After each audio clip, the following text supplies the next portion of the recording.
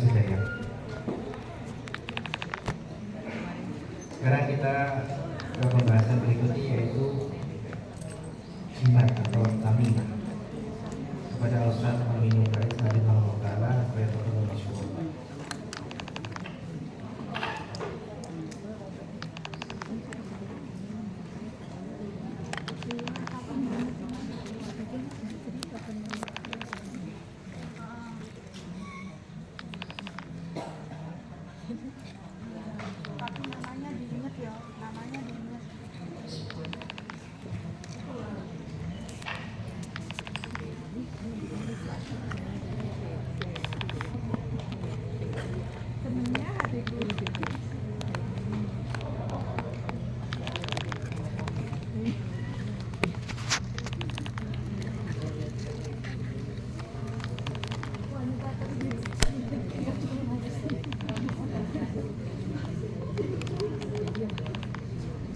Assalamualaikum warahmatullahi wabarakatuh.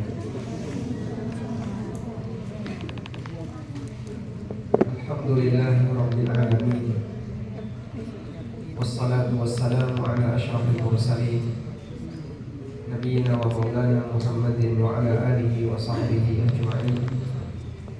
Wa asyhadu an la ilaha illallah wahdahu la syarika lah wa asyhadu anna Muhammadan abduhu wa rasuluh sallallahu alaihi wa ala alihi wa sahbihi wa man tabi'al huda ila yaumiddin. Alhamdulillah, puji syukur kita haturkan kehadirat Allah. Pagi ini kembali kita lanjutkan kajian dengan membaca buku prinsip akidah Ahlussunnah wal Jamaah. Dan kita masih membahas aneka pelanggaran-pelanggaran dalam masalah akidah yang akan kita kupas tentang masalah tamimah atau tentang masalah jimat. Pembahasan sebelumnya tentang masalah ilmu perbintangan. Ada dua bentuk ilmu perbintangan. Yang pertama apa namanya? Astrologi. Yang kedua astronomi. Ada ilmu tentang at-taksir dan ada ilmu tentang at-tasyir. Kalau at-taksir yaitu ilmu tentang astrologi, hukumnya kesyirikan. Dia mengkaitkan keberadaan benda langit dengan fenomena yang ada di muka bumi, padahal nggak ada hubungannya. Dan termasuk turunannya adalah berkaitan dengan hujan. Kalau ada bintang seperti ini akan turun hujan, sehingga dia menisbahkan hujan itu kepada bintang. Maka Nabi SAW melarang keras yang disebut dengan al-istisqa bil anwa. Seseorang optimis akan turun hujan dengan keberadaan bintang tertentu, dan itu tidak ada hubungannya. Kalau orang optimis akan turun hujan dengan adanya mendung, itu memang sebab akibat. Sehingga saat suasana mendung, gelap, ada di atas wilayah kita, berarti sebentar lagi akan turun hujan. Optimis akan turun hujan. Ini boleh atau tidak? Boleh. Kenapa? Karena ini masalah hukum sebab akibat. Tapi kalau ada bintang kayak gini turun hujan, ini nggak ada hubungannya. Sehingga yang kedua seperti ini dilarang, dan itulah yang disebut dengan al-istisqa'u bil anwa. Oleh karena itu kita tidak boleh selesai turun hujan mengatakan mutirna binau'i kada wa kada. Kita diberi hujan karena adanya bintang A, ada bintang B. Sehingga selesai turun hujan kita mengucapkan kalimat mutirna bifadlillahi wa rahmati. Kita diberi hujan karena karunia dan rahmat dari Allah. Sekarang kita akan baca tentang masalah jimat. Silakan kita buka halaman 159. Kita baca terlebih dahulu. Bismillahirrahmanirrahim. Berkata Ustaz Yusuf bin Abdul Qadir Jawas rahimahullah, tamimah atau jimat. Poin ke-60. Ahlussunnah wal Jamaah melarang memakai tamimah atau jimat. Tamimah adalah jimat yang dikalungkan di leher atau bagian dari tubuh seseorang dengan tujuan mendatangkan manfaat atau menolak bahaya. baik kandungan jimat itu adalah Al-Quran atau isim-isim, mantra-mantra, benang, kulit atau kerikil dan yang semacamnya. Rasulullah SAW bersabda, Inna ruqa wat-tamaim wat-tiwalata syirkun. Sesungguhnya jambi-jambi, jimat dan pelet atau pengasihan adalah syirik.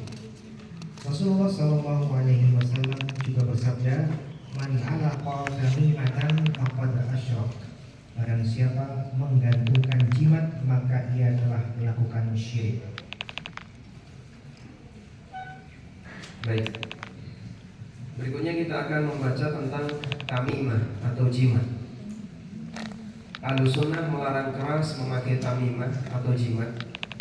Tamimah biasa dikalungkan atau dijadikan gelang atau dijadikan sabuk atau yang lainnya dengan dua tujuan, tolak balak atau ingin mendatangkan manfaat untuk jadi pelarisan, biar kebal, terhindar dari bahaya dan seterusnya.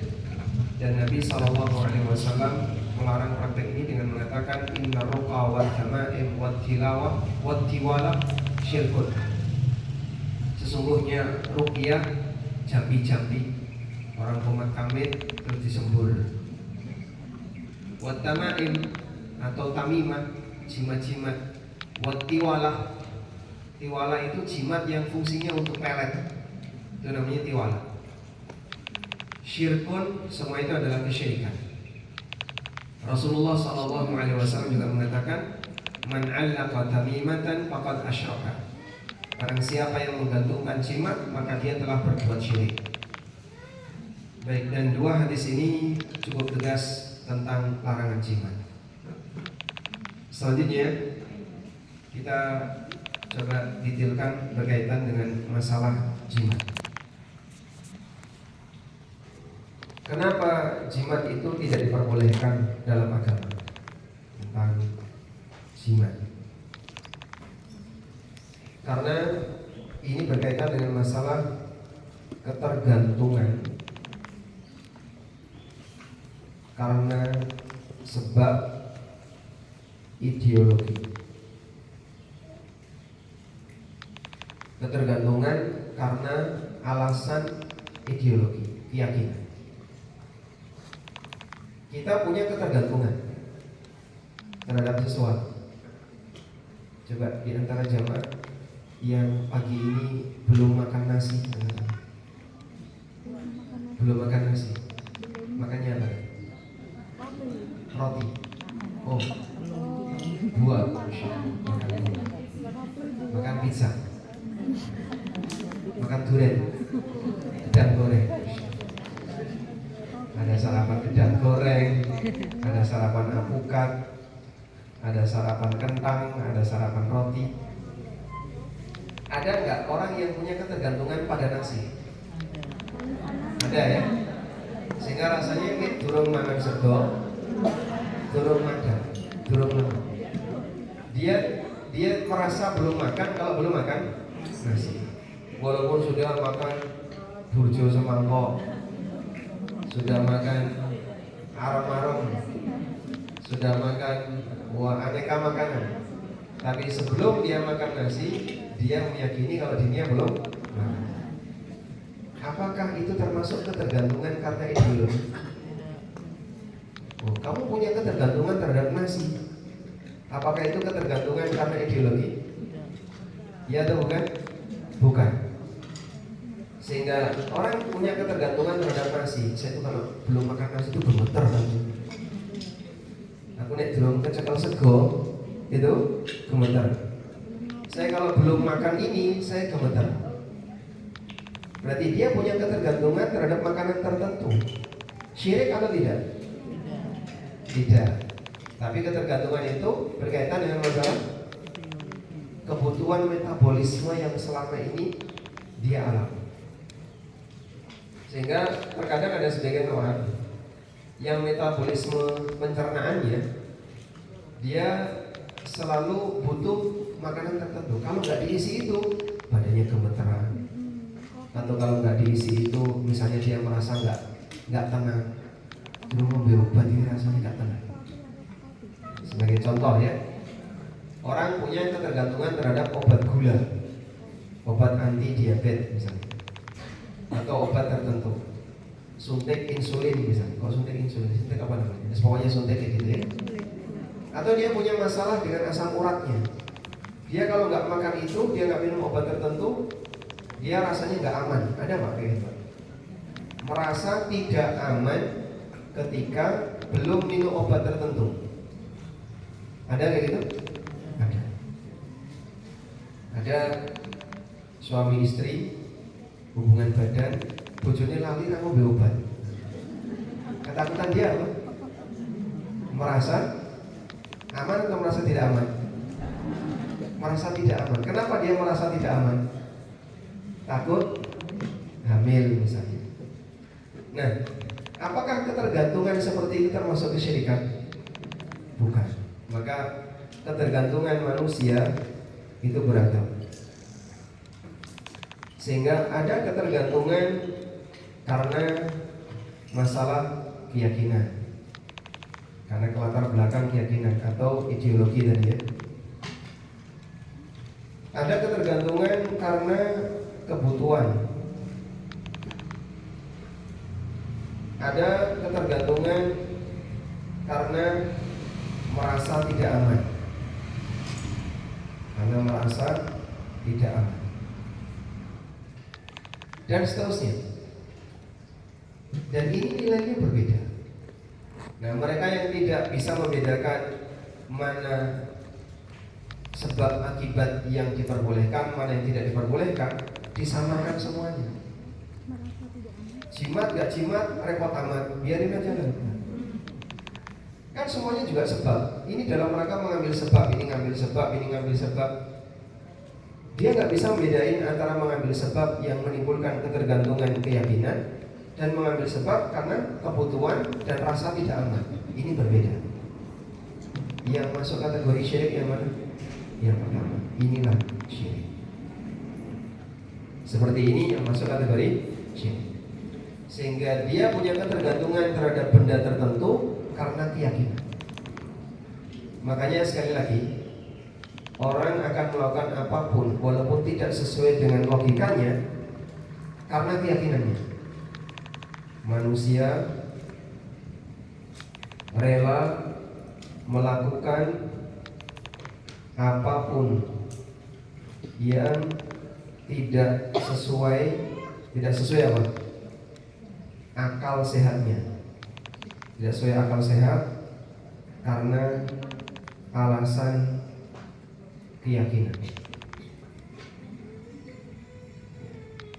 Misalnya, Bapak di sebelah sana ada kotoran sapi. Tolong Pak, Bapak ambil. Ambil buat apa Pak? Ya nanti ditaruh di meja makan. Kira-kira ada jijik nggak? Jijik atau tidak? Jijik ya. Kotoran sapi kok ditaruh meja makan. Ini menjijikkan, bau. Nah, di sana Pak, kalau tanggal 1 Syuro, kotoran kebo itu juga jadi bahan rebutan Pak. Kebunya diarak gitu ya. Begitu nelek, wah diperebutkan, diusapkan di badan. Dan dia menganggap itu barokah. Maka telek kebo barokah.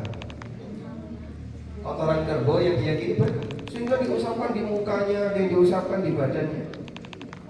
Kenapa dia mau seperti itu? Kenapa dia mau seperti itu? Keyakinan.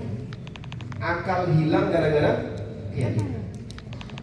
Orang akan melakukan apapun sesuai dengan keyakinannya walaupun gak masuk akal. Bapak saya pernah bercerita ya. Jadi dulu sebelum semarak ada WC di dalam rumah, orang itu kalau buang kotoran di tepi laut atau di sungai. Nah, yang dipakai untuk buang kotoran itu jembatan, sehingga mereka jejer-jejer di pinggir jembatan itu untuk buang kotoran. Itu kan kadang ada kotoran yang nemplek di jembatan, baru lama-lama terus jatuh. Akhirnya nempel di jembatan ini aneka kotoran-kotoran kering Pak. Nah, bapak saya pernah lihat ada orang yang ngerik kotoran yang nempel tadi, yang sudah kering tadi, dikerik, rontokannya itu ditadai.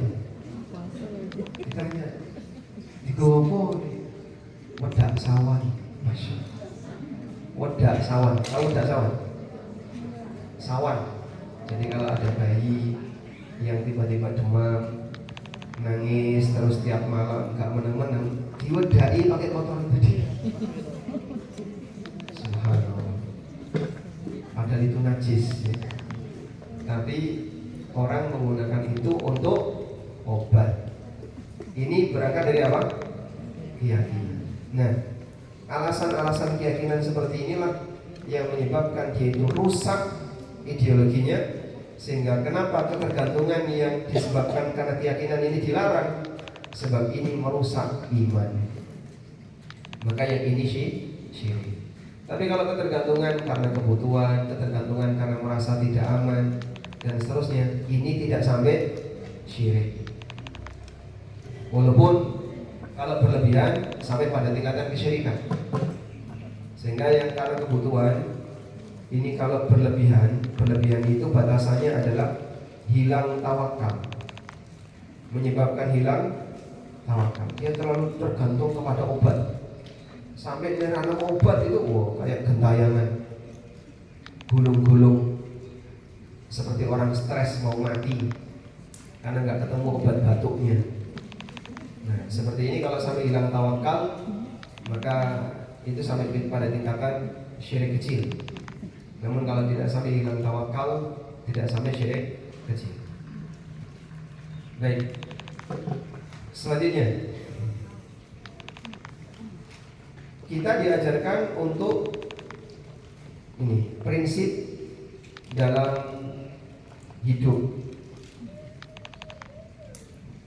bahwa jika manusia ingin mendapat akibat, maka harus apa? Menempuh sebab. Harus menempuh sebab. Sebab di sini ada hubungan sebab akibat. Kalau kamu ingin mendapatkan akibat tertentu, maka kamu harus menempuh sebab sesuai dengan jenis akibatnya. Pengen pinter, sinau. Pengen sugih, nyambut gawe. Pengen duit-duit, kerja. Pengen kenyang, makan, dan seterusnya. Maka kita melakukan sebab untuk mendapatkan akibat. Ini prinsip dalam hidup. Satu-satunya zat yang bisa menciptakan akibat tanpa sebab hanya Allah. Oleh karena itu, hamba tidak boleh ingin mengambil sebab, ingin mengambil akibat, tapi tidak melalui sebab. Anda tulis di sini. Satu-satunya zat yang bisa menciptakan akibat tanpa sebab hanya siapa? Allah. Apa dalilnya, Pak? Allah berfirman, innama amruhu idza arada syai'an ay yaqula lahu kun fayakun. Allah kalau menghendaki sesuatu, Allah tinggal berfirman kun fayakun. Misalnya di surat Al-Baqarah, Allah Subhanahu wa taala berfirman, wa idza qada amran fa innama yaqulu lahu kun fayakun. Allah kalau mau menetapkan sesuatu, Allah tinggal berfirman kun, maka jadi. Surat Al-Baqarah ayat 117. Hari ini surat Al-Baqarah ayat berapa? 117. Demikian pula yang disebutkan dalam surat Yasin. Ayat Allah berfirman di surat Yasin, Innama amruhu idza arada syai'an ay yaqula lahu kun fayakun.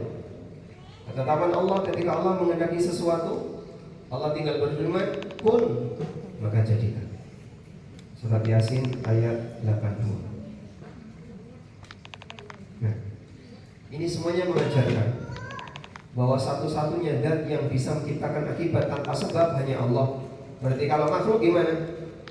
Jika kamu ingin akibat, maka tempuhlah sebab. Kau tidak punya kemampuan kun fayakun. Maka makhluk tidak boleh pengen pintar, celing pintar. Itu loh, buat sisanya ustaz diombe. Sisanya ustaz diombe.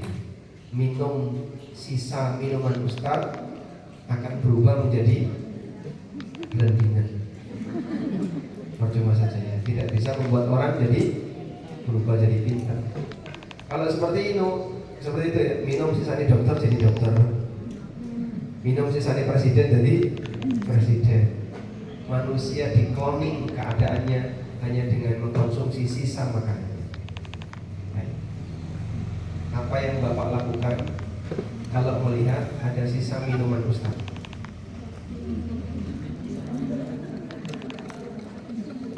Apa yang Bapak lakukan kalau melihat ada sisa minuman ustaz?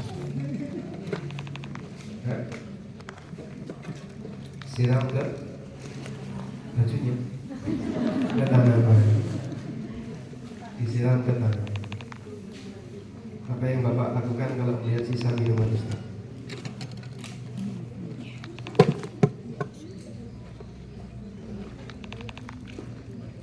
Dibuang di tempat cucian.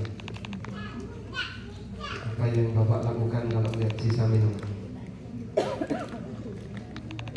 Kau di WhatsApp suruh ngabisin ya. Ustadz yang sesuai sunnah, makanan dan minuman itu dihabiskan, monggo dihabiskan. Jadi kalau ketemu sisa minuman dan makanan, baik kiai, ustadz maupun siapapun, minta beliau menghabiskan, karena yang lebih sesuai sunnah dihabiskan. Baik, kita lanjutkan.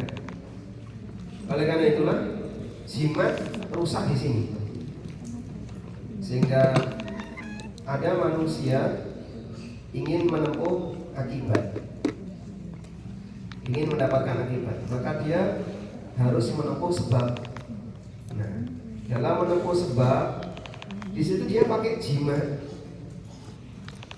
Padahal ini tidak ada hubungannya dengan akibat. Jimat ini tidak ada hubungannya dengan akibat. Maka kenapa ini tidak boleh bertentangan dengan firman Allah, innama amruhu idza arada syai'an ay yaqula lahu kun fayakun. Wa idza qada amran fa innama yaqulu lahu kun fayakun. Apabila Allah hendak menetapkan sesuatu, Allah tinggal berfirman kun fayakun. Nah, jimat ini apa hubungannya? Ya kun fayakun, tidak bisa. Karena dalam hadis tentang masalah jimat, ada hadisnya ya. Hadisnya palsu. Siapa yang meyakini sebuah batu punya manfaat tertentu, maka batu itu akan bisa memberi manfaat sesuai keyakinan. Sehingga kalau ada orang misalnya pengen pengen selamat, dia ambil batu, terus dia yakini batu ini bisa menyelamatkanku, maka batu ini akan berfungsi bisa menyelamatkan dia. Kemudian dilempar jadi bom. Keyakinan seperti ini tidak benar. Tidak ada keyakinan itu. Oleh karena itulah yang lebih tepat bahwasanya posisi jimat ini merusak keyakinan bahwa satu-satunya zat yang bisa mendatangkan akibat tanpa melalui sebab hanya Allah. Nah, sekarang jadi Anda bisa memahami kenapa jimat itu dilarang, karena dua pertimbangan. Menimbulkan ketergantungan karena alasan keyakinan.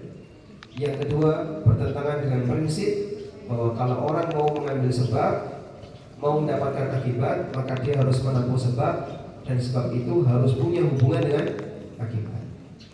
Sebab harus punya hubungan dengan akibat.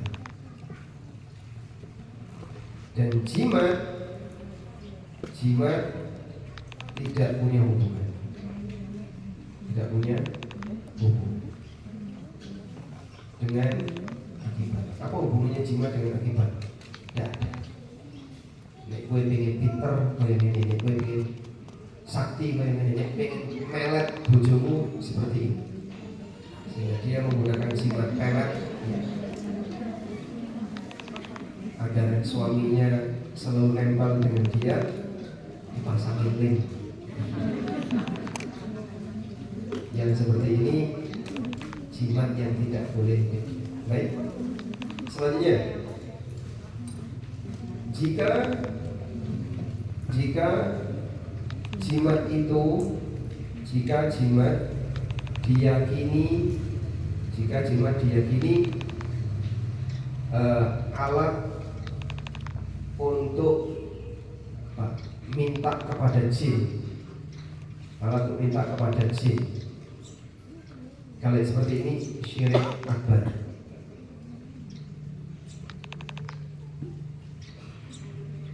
Karena dia akan berikan persembahan kepada jin, karena dilalui dengan persembahan kepada siapa? Kepada jin. Sehingga orang punya keyakinan keris ini, dia kalau malam nggak bisa tenang, ledakan tidak karuan. Lalu diyakini keris ini adalah tempatnya jin. Kowe nek butuh apa-apa, gawa keris ini, maju. Nanti kamu akan ditolong oleh jin. Terus caranya gimana? Sebelum penggunaan, kamu harus cuci dulu keris ini dengan ini, baca wirid-wirid ini dan seterusnya. Nanti sambil bakar dupa-dupa, nah baru berfungsi. Maka dia sajen dulu kepada jin, baru kemudian kerisnya berfungsi. Kalau sudah seperti ini syirik akbar. Dan banyak orang punya keyakinan aneka senjata, dia bisa mendatangkan bantuan jin, tapi melalui ritual-ritual khusus. Untuk bisa memfungsikan senjata ini agar nanti punya kekuatan besar, punya daya dorong yang kuat, seperti keris empu gandring. Sehingga dia kalau dipakai harus pakai sesajian dulu. Ini syirik akbar. Kalau seperti ini syirik akbar. Sehingga jimat ada yang syirik akbar, ada yang syirik akbar. Kapan dia syirik akbar? Jika ada sajen untuk jin. Sesajian untuk jin itu bisa bentuknya ritual, doa, gerakan, atau bacaan tertentu. Bisa juga aneka makanan, asap-asapan, dan seterusnya. Yang kedua, syirik kecil. Jika tidak ada sajen untuk jin, sehingga hanya menggunakan apa ini, benda-benda tertentu yang diyakini benda itu bisa menjadi sebab untuk mendapatkan hal tertentu. Ya. Selanjutnya mengenai media jimat. Media jimat bisa benda keramat, misalnya senjata. Senjata itu diyakini sebagai benda keramat. Kemudian batu-batu keramat, seperti batu akik dengan gambar tertentu dan seterusnya. Lalu bisa juga yang kedua dengan tulisan. Nah, kalau tulisan-tulisan ini boleh nggak Pak? Yang pertama, jika tidak jelas, ini jimat yang dilarang. Ini jimat yang dilarang. Misalnya orang nulis dengan aneka tulisan raja atau pakai rumus-rumus tertentu, tidak jelas. Contohnya, coba lihat ini. Ini buku judulnya buku Mujarobat. Jangan ditiru ya. Sehingga dia punya rumus-rumus khusus. Jimat kayak gini fungsinya apa, jimat seperti ini fungsinya apa. Dia tulis seperti ini. Bismillahirrahmanirrahim. Fulan, Allah Ar-Rahman Ar-Rahim Fulan. Bismi Ar-Rahman Ar-Rahim Fulan. Bismi Allah Ar-Rahman Fulan. Ada di sela-sela ada tulisan Fulan. Fulan ini nanti ditulisin namanya. Nah, dia punya keyakinan kalau orang nulis seperti ini lalu disimpan dalam kertas, ditaruh bantalnya, maka si Fulan ini akan lengket dengan dia. Ini namanya apa? Pelet. Mau ditiru? Uji coba. Ini contoh jimat pakai Al-Quran. Kayak buku ini bahasa Arab ya Pak? Bahasa Arab. Abu Jahal juga pakai bahasa Arab. Jangan terpukau dengan yang penting bahasa Arab. Karena bahasa Arab tergantung bagaimana orang menggunakannya. Dan masih banyak yang lainnya. Ini hanya contoh. Coba kita cari rumus-rumus yang lain. Rumus-rumus yang lain barangkali ada. Ini cuma buka secara online. Saya nggak download. Ada nggak? Contoh. Masya Allah. Ini bacanya apa Pak? Ya rasa diwocong itu bahasa Arab. Ini huruf Arab yang dijejer. Tapi kalau yang berdiri ini, yang ini ya, Raufun, Daimun, apa ini? Qayyum, Matin, Rabbun, Dayyan, Ahad, Qadir, Rahimun, Dayyan, Tawwab, Qadir, Matin, Razik. Ini nama-nama Allah. Qahhar. Terus tengahnya ditulis kayak gini. Fungsinya apa ini? Tidak tahu. Fungsinya apa? Baca dulu.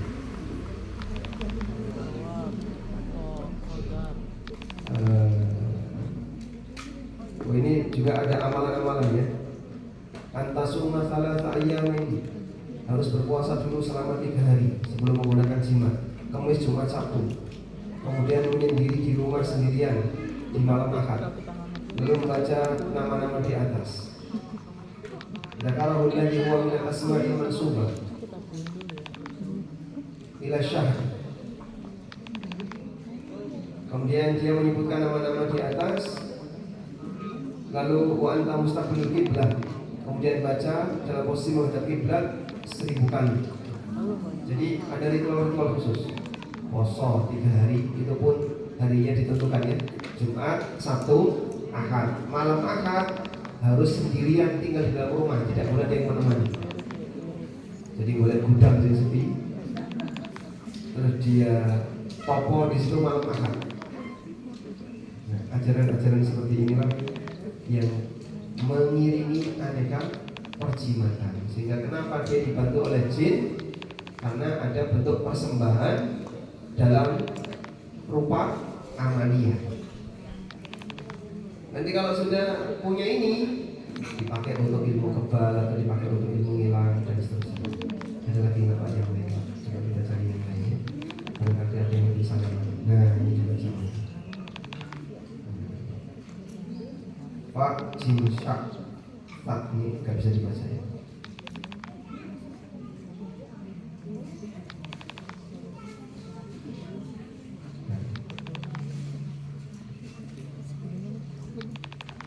Ini obat untuk atau jimat untuk membongkar sihir yang mengenai laki dan perempuan. Di sini ada penjelasan al-takhudha qit'ata khashabin. Dia ambil sepotong kayu madhuna yang sudah dicelup dengan minyak wangi. Au ina'in jadid, atau wadah yang baru lam yustakmal, yang belum pernah dipakai.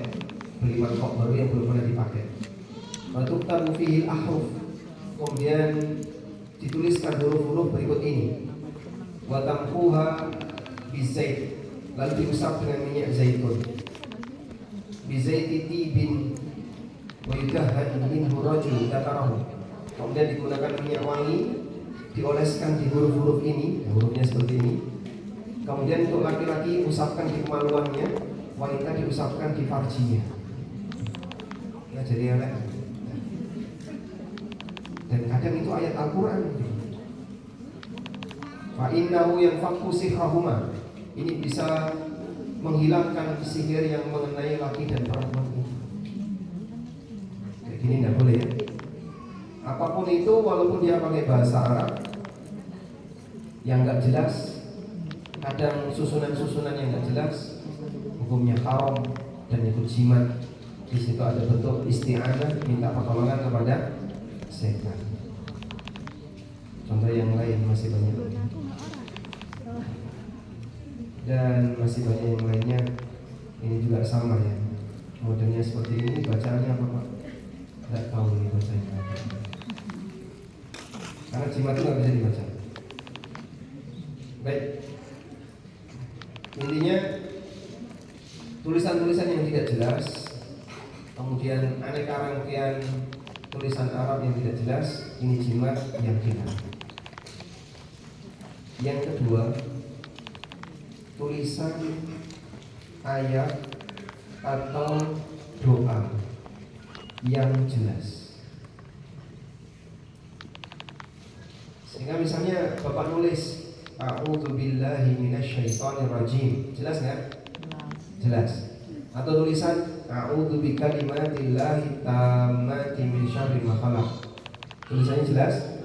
Jelas, terbaca jelas, doa. Ditulis di kertas terus dilipat. Nah, setelah itu dimasukkan ke dalam baju atau disisipkan di badan atau dijadikan kalung. Apakah ini boleh? Ada dua pendapat. Dalam hal ini ada dua pendapat.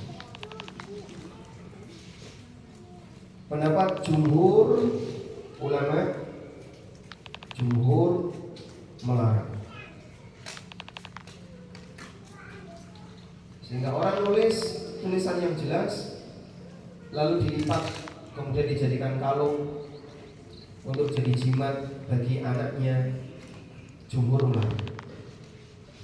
Pendapat yang kedua, pendapat sahabat Abdullah bin Amr bin As. Sahabat Abdullah bin Amr bin As, beliau melakukan itu. Jadi anak-anaknya yang sudah bisa baca diajari bacaan doa. Sementara yang kecil yang belum bisa baca dituliskan teks doa-doa tadi lalu dikalungkan. Dan dengan harapan untuk tolak bala, biar anak ini gak gampang sawanan, biar dia kalau ada binatang berbisa tidak jintung, jengking atau apa, maka dikasih benda seperti itu. Ini dengan syarat yang ditulisi jelas. Tapi kalau yang ditulisi nggak jelas, nggak boleh ya. Kalau yang ditulisi nggak jelas, ya sama seperti buku yang tadi kita sempat tonton bersama ini. Ini judulnya Mujarrabat apa ini? Ad-Darbi Al-Kabir. Mujarrabat Al-Kabir. Siapa nih? Baiklah. Alhamdulillah. Baik, kita tadi sudah mendapatkan kesimpulan berkaitan dengan aneka media jimat. Wallah. Sekarang kita lanjut ke pembahasan berikutnya.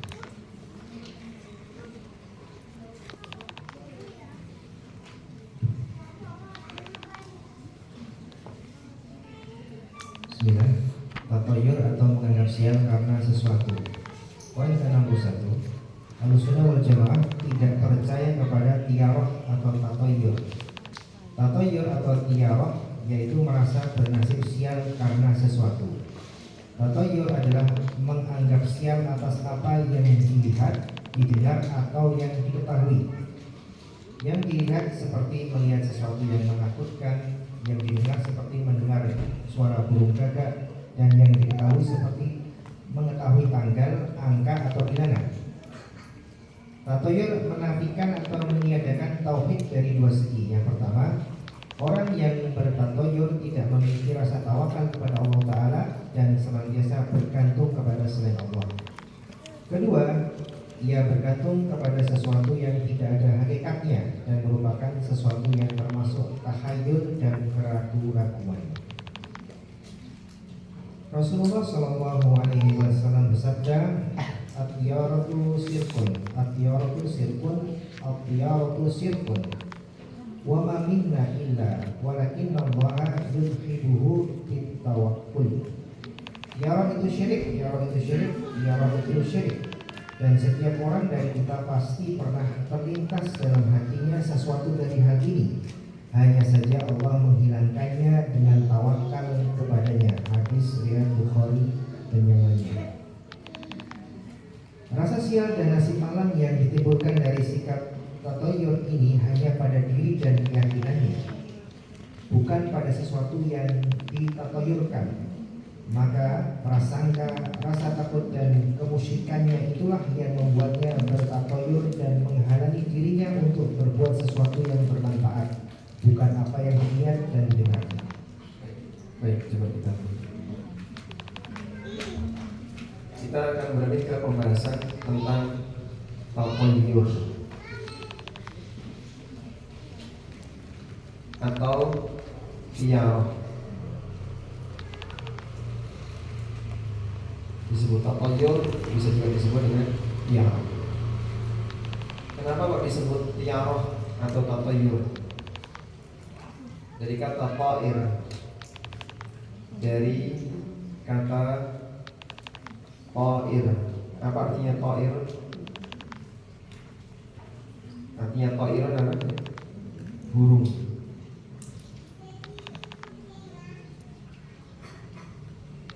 Kenapa? Apa kaitannya dengan burung? Ceritanya, orang masa silam kalau mereka mau melakukan sesuatu, maka yang mereka lakukan adalah gertak burung, gesah burung. Jadi ada burung sedang makan atau apa, digesah, hus. Nah, ketika digesah hus, kok belok kiri, terbangnya ke kiri, maka ini berarti tanda sial. Sehingga berkeyakinan sial. Karena hal ini akhirnya lebih dikenal dengan istilah tatoyur atau tiara. Berkeyakinan sial karena kejadian tertentu. Baik. Meyakini sial. Meyakini sial. Berarti hari ini sudah terjadi atau belum? Sialnya sudah terjadi atau belum? Belum. Berarti di sini sial belum terjadi. Tapi hanya diyakini saja. Maka tatoyur itu kaitannya dengan ideologi. Sehingga lagi-lagi ya, kembali lagi di sini meyakini sial. Berarti sial belum terjadi. Sehingga meyakini sial ini kaitannya dengan ideologi. Ideologi ini meyakini adanya sebab yang bisa membuat sial. Padahal tidak ada hubungannya. Padahal tidak ada hubungan.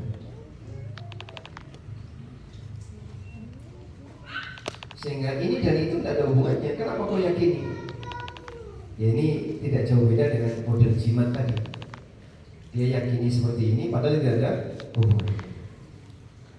Karena itu meyakini sial kalau ada hubungannya boleh tidak? Meyakini sial tapi ada hubungannya boleh nggak? Boleh atau tidak? Boleh. Maka di sini meyakini sial tapi ada hubungan seperti ini boleh. Kalau meyakini sial tidak ada hubungan, apa gitu? Bapak jangan jejer dengan yang kaos merah, Pak. Nanti tidak siap. Ada hubungannya nggak? Kaos merah itu bisa menjadi sumber sial? Tidak ada, tidak ada. Sehingga ketika kita meyakini itu, berarti kamu meyakini sesuatu yang tidak ada hubungannya. Apa hubungannya? Kalau pakai kaos merah atau jejer dengan orang kaos merah akan siap? Ya tidak tahu, tapi itu yang kita yakini.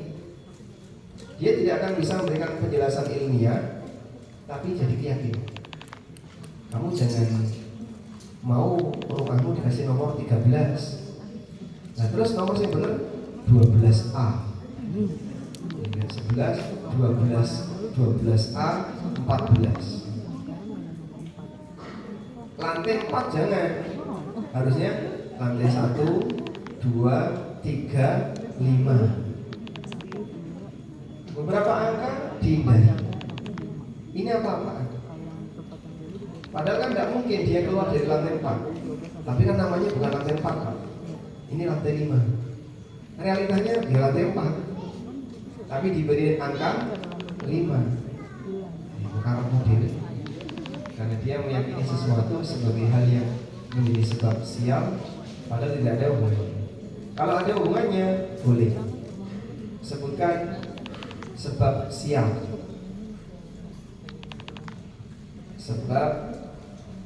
Sebab sial. Apa satu? Serobot. Sebab sial yang paling utama dosa dan maksiat.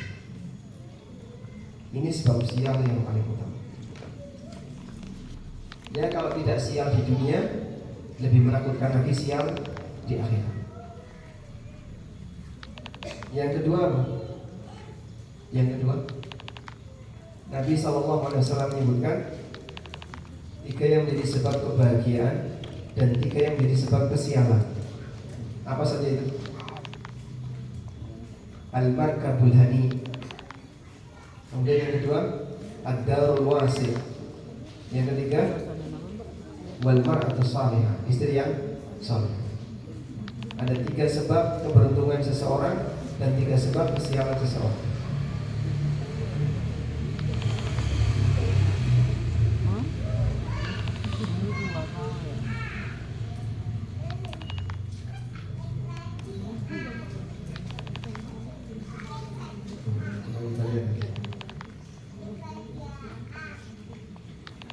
Rasulullah SAW pernah bersabda, min sa'adati ibni Adam thalatha wa min syiqwati ibni Adam thalatha. Kebahagiaan Bani Adam itu ada pada 3 hal. Kesialan Bani Adam juga ada pada 3 hal. Apa saja itu? Min sa'adati ibni Adam, kebahagiaan Bani Adam. Al-mar'atu salihah, istri yang salihah. Wal maskanus saleh, tempat tinggal yang baik. Di rumah bocor kabeh. Nek udan bocor kabeh, nek ra udan panas kabeh. Penuh dengan tikus. Hujan terus, bocor terus. Terus apa lagi? Banyak nyamuknya, banyak ini. Sehingga dia punya rumah tapi gak tenang di rumah itu. Isinya hawanya panas, sering berantem. Bisa jadi sebab keberuntungan hamba adalah rumah yang baik, sebagaimana sebab sialnya hamba tempat tinggal yang buruk. Wal markabus saleh, kendaraan yang baik.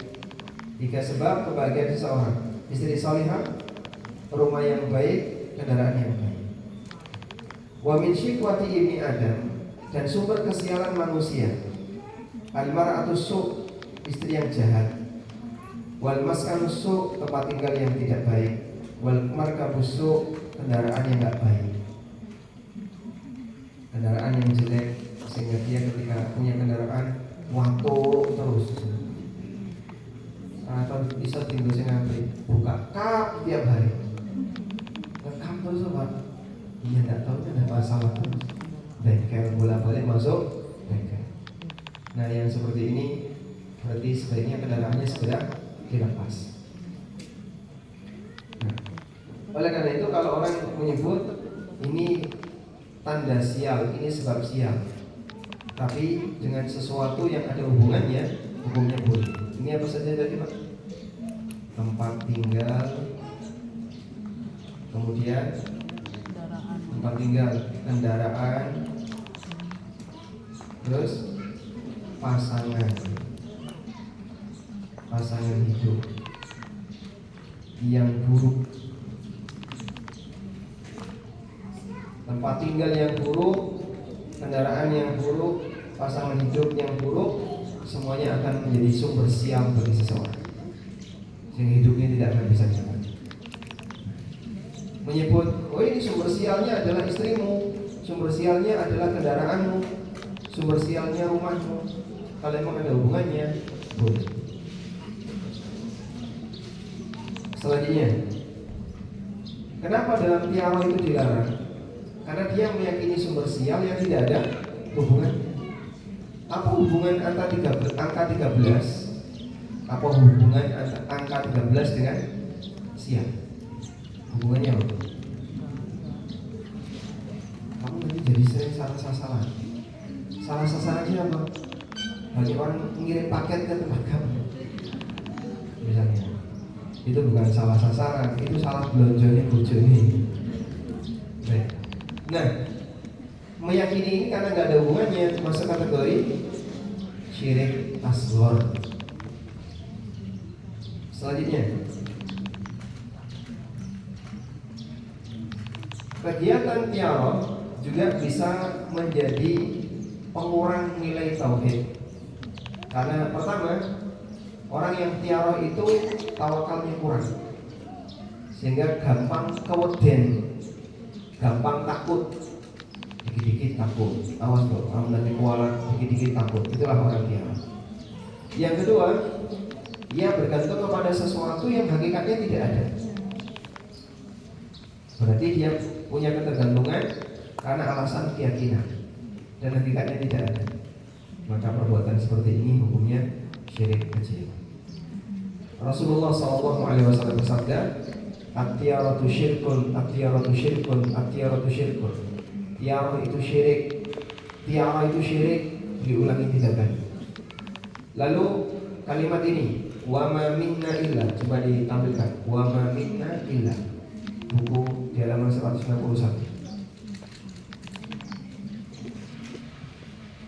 161. Mulai dari kalimat wa ma minna illa walakinnallaha yudhibuhu bitawakkul, itu bukan sabda Nabi SAW, tapi perkataan Ibnu Mas'ud. At-tiyaratu syirkun, at-tiyaratu syirkun, at-tiyaratu syirkun, itu sabda Nabi SAW. Sedangkan wa ma minna illa, ini perkataan siapa? Ibnu Mas'ud. Ibnu Mas'ud menceritakan, tidak ada satupun di antara kami, yaitu para sahabat, illa kecuali dia mengalami tiara. Nabi SAW kan tidak mungkin mengalami tiara. Beliau dilindungi oleh Allah dari perbuatan kesyirikan. Tapi sahabat tidak masuk, sehingga sahabat sempat mengalami tiara. Maka Ibnu Mas'ud mengatakan, dan tidak ada satupun di antara kami kecuali dia mengalami tiara.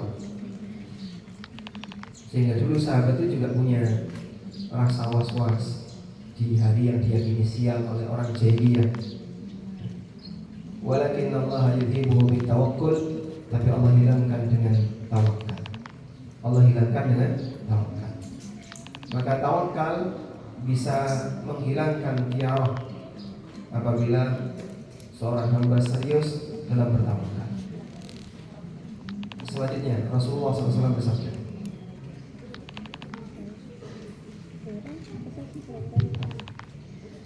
Rasulullah SAW bersabda, barang siapa mengurungkan niatnya karena tiara, maka ia telah berbuat syirik.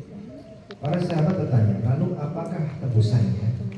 Beliau SAW jawab, hendaklah ia mengucapkan, Allahumma la khaira wala tayran illa tayruka wala ilaha ghairuka. Ya Allah, tidak ada kebaikan kecuali kebaikan darimu. Ia adalah burung itu yang dijadikan objek tatayur melainkan makhlukmu, dan tidak ada ilah yang berhak diibadahi dengan benar selain engkau. Hadis riwayat Ahmad dan disahihkan oleh Syekh Ahmad Muhammad Syakir. Baik. Hukum tiarah atau hukum tatayur lagi. Satu, jika diyakini dengan keyakinan yang mantap, diyakini dengan serius, maka ini syirik asghar. Ini syirik kecil. Yang kedua, jika tidak diyakini tapi timbul was-was.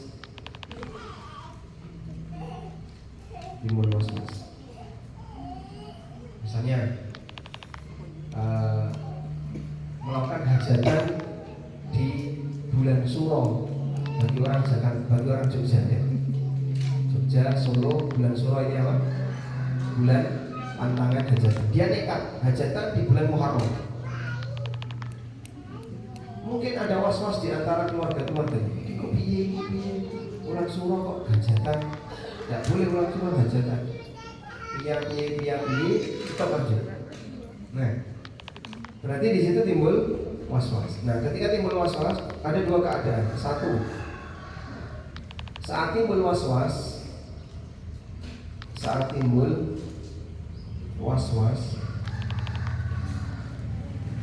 lalu ketika timbul was-was ini dituruti sehingga dia batalkan rencana.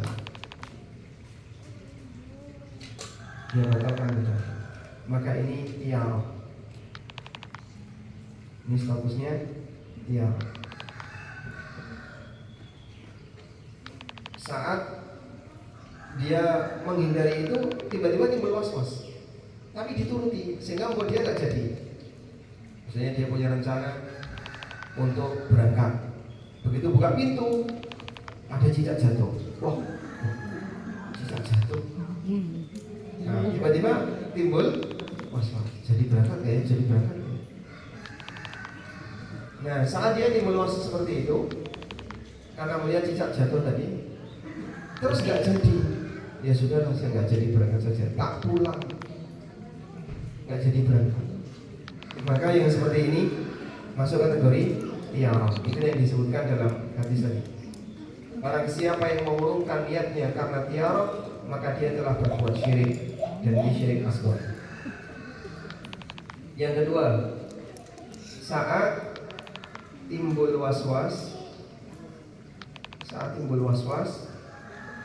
dilawan, bukan dituruti, dilawan, sehingga dia nggak mau was-was itu bertahan. Maka yang dia lakukan adalah dengan tetap lanjut sesuai rencana. Dia tetap lanjut sesuai rencana. Ya. Kalau seperti ini, hukumnya boleh, karena dia tetap melanjutkan sesuai rencana dan tidak masuk kategori tiarah, walaupun bisa jadi muncul was-was. Wes rapopo, bulan Suro rapopo, tetap lanjut. Padahal dia sebenarnya deg-degan, tapi lanjut aja sampai selesai acara. Seperti itu, yang bersangkutan hukumnya boleh, bahkan disyariatkan. Baik. Nah, kalau sudah terjadi tiarah, kafarahnya di situ. Allahumma la khaira illa khairuka, wa la tiarata illa tiaruka, wa la ilaha ghairuka. Kalau sudah terlanjur tiarah, kafarahnya dengan membaca doa ini.